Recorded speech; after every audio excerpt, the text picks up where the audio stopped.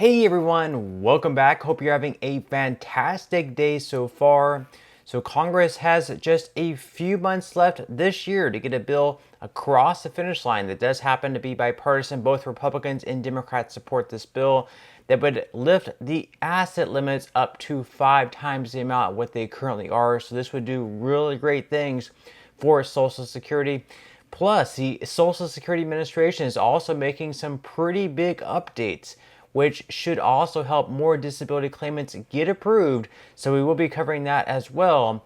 But before we go ahead and dive into the main content of today's video, if you wouldn't mind helping me out real quickly by just giving this video a like, that just helps out with the good old YouTube algorithm. And also consider subscribing to my channel if you have not already. Plus, if you would like to receive up to $200 in free stock or $200 in free cash, in a pinned comment below, I will be leaving a link to Robinhood. All you have to do is once you click on that link, is just sign up for a free account and then simply link your bank account. You do not even have to make an opening deposit. At that point in time, Robinhood will be sending you one free stock worth all the way up to $200. And if you'd rather just have the cash, all you have to do is once you receive the free stock, is just sell it for what it's worth and then transfer the cash value right back to your bank account. Okay, so we're going to be diving right into our first story of today's video. This has to do with Social Security disability, applying for benefits, and everything like that. And unfortunately, a lot of people, whenever they go to apply, they actually get denied because they had these long list of occupations. And if they say that you might be able to work one of these occupations, then you're, denied your benefits in some of these cases. And unfortunately, a lot of these jobs they have on the list, this huge list was built like back in 1977. So as you can imagine, all of these jobs no longer even exist. They've been outdated because technology is able to do them. We don't need a human taking care of them, or the jobs have been moved overseas because labor is cheaper overseas.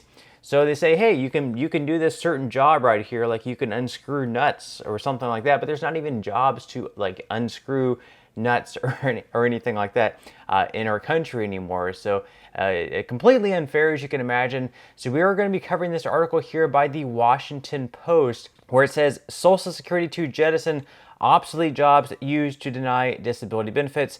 So they say that for decades, the Social Security Administration has denied thousands of people disability benefits by claiming they could find jobs that have all but vanished from the U.S. economy. Occupations like nut sorter, pneumatic tube operator, and microfilm processor.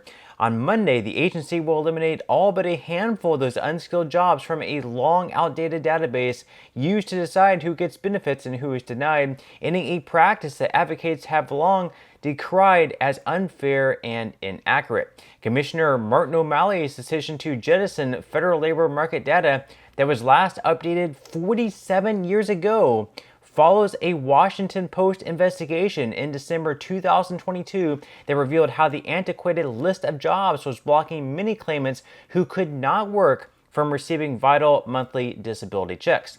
The list of jobs has been used for decades as part of Social Security's process for assessing the work capacity of disability benefit applicants.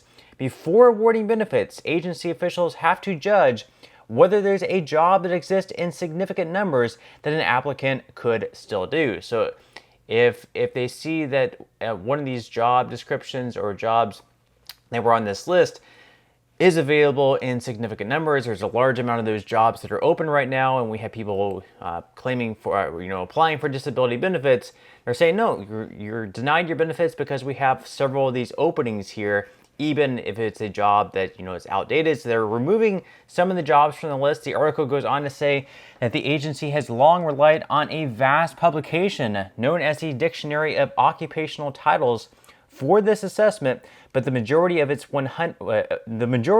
12,700 skilled and unskilled entries were last updated back in 1977. That database has landed on the high-risk list of government programs compiled by the Government Accountability Office, which highlights programs and operations that are vulnerable to waste, fraud, abuse, or mismanagement. or in need of transformation. The Department of Labor, which originally compiled the index, abandoned it 31 years ago in a sign of the economy's shift from blue-collar manufacturing to information and services, but Social Security's vocational experts routinely cited one of about 137 unskilled sedentary jobs from the list, including reptile farmer, banking pen adjuster, and barrel assembler, to deny benefit claims. The roles have long ago mostly moved overseas or been replaced by machines. Social Security on Monday will eliminate from use 127 occupations in the old database, including some successfully challenged in federal court by claimants who were denied benefits based on obsolete jobs. Now, officials will not cite jobs like log scaler or watch repair. So obviously they are moving in the right direction. They need to come up with a new system now. They are currently working on some updated systems that would work with technology and stuff like that to continually to keep that updated over time. Because as you can imagine, as years go by, especially with AI and all this new technology that's coming out, a lot of these jobs are no longer going to be existing, or if they do exist, maybe they will go overseas where labor is even cheaper, especially as labor gets more and more expensive with minimum wage and stuff like that increasing. Now, in some other news, of course, Congress is also working on making a big update with SSI as well. And as far as the asset limit goes, this is something else that has not been updated in a number of decades. And as you can imagine, inflation makes it so your dollars are worth less and less every single year. And so to not have something like the asset limit updated for decades, while the dollar becomes less and less in value, it just does not make any sense. So for singles, this year in 2024, the asset limit is $2,000. If you go over that asset limit, it's very possible that you could stop receiving your benefits at all. They could completely deny your benefits from ever going out again. And for couples, instead of being $4,000, it should be double of $2,000. It only makes sense, right? Well, for couples, it's only $3,000. So that's a very much an incentive to getting married there. So according to AARP here, they are they're telling Congress they need to get this bill across the finish line, ease SSI savings penalty.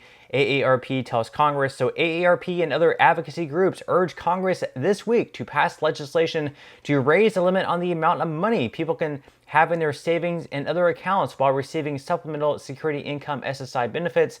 Nearly 7.5 million Americans, including 2.4 million who are 65 and older, receive assistance through SSI, the government's financial safety net program for Americans who are older, blind, or disabled and have very low incomes. Under current rules, individuals receiving the benefits are only allowed to have $2,000 in financial assets, such as savings or checking accounts, and married couples can have only $3,000. Limits set by Congress more than 30 years ago. So these limits more than 30 years ago were set for $2,000 for individuals and $3,000 for couples. Now, 30 years ago, $2,000 might have been a decent amount of money, not a lot of money, certainly, but 30 years later, $2,000 is certainly not going to buy you the same goods and services as what it did 30 years ago. Just think about it. All of the cost of living adjustments that we have received over the past 30 years. Just a couple of years ago, we had a cost of living adjustment within Social Security by 8.7%. And this is not attached to inflation. Why they didn't think back then, whenever they set these original numbers, to attach them to inflation is just beyond me. They're supposed to be the experts in Congress making up all these different laws. And to us, it's just obvious. These numbers should have definitely been attached to inflation.